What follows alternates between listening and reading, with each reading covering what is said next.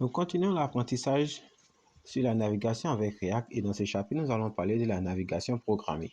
En fait, ce que nous voulons mettre en place, c'est que lorsqu'on est sur l'écran des films et lorsqu'on clique sur un film en question, on puisse aller sur la page des détails d'un film. Décidément, nous devons mettre en place le back-end côté Laravel pour récupérer les données d'un film. Mais puisque nous sommes actuellement du côté de React, nous allons mettre en place cette logique. Donc, ce que nous voulons faire, c'est que lorsqu'on clique sur un film, on puisse passer à un nouvel écran. Alors, la première chose à faire, c'est d'ajouter cette nouvelle route au fichier app.js. Donc, ici, vous allez juste aller au niveau du app.js et créer une nouvelle route. Ici, ça sera route. Le chemin, vous allez dire que c'est un path qui est égal à. Nous allons dire que c'est égal à /film/id. Et là, on passera l'id parce qu'on aura un film, on aura différents films et on pourra passer différentes idées. Et ici, l'élément, ça sera quelque chose que nous allons appeler plus tard. Donc, pour l'instant, nous allons dire que l'élément, ça sera l'écran film que nous allons appeler. Et ce que je vous demande de faire, c'est de venir au niveau des pages dans le dossier film, créer une nouvelle page qui est détail pour le détail d'un film. Donc là, vous créez une composante fonctionnelle et qui exploite par défaut le détail. Ensuite, on va retourner au niveau du app.js et lorsqu'on appelle la route avec la nouvelle path que nous avons mis, nous allons appeler la composante détail et non le film.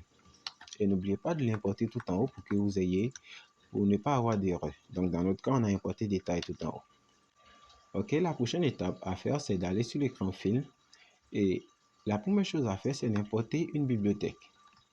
Puisque dans la récente partie, nous avons installé le React Router, ici nous allons importer une propriété de React Router qui va nous permettre de faire la navigation.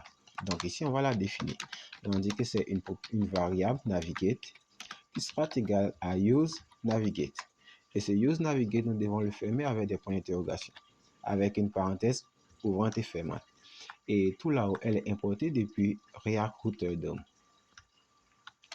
Une fois que cela est fait, nous allons aller au niveau des films.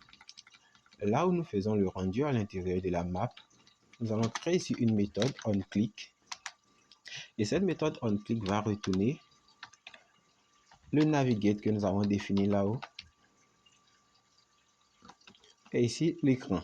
Et dans notre cas, l'écran, ça sera film. Et slash, on pourra passer l'idée. Mais ce que je vais faire, je vais utiliser plutôt les backtips pour pouvoir avoir mes variables. Donc, ça sera /film/. Et ici, on pourra passer l'idée du film. Donc, si on fait ça et qu'on actualise, on verra qu'il n'y a pas de changement. Mais si on se rend au niveau de notre plateforme cette fois, et si on clique sur un film en question, on voit qu'on est redirigé vers l'écran détail.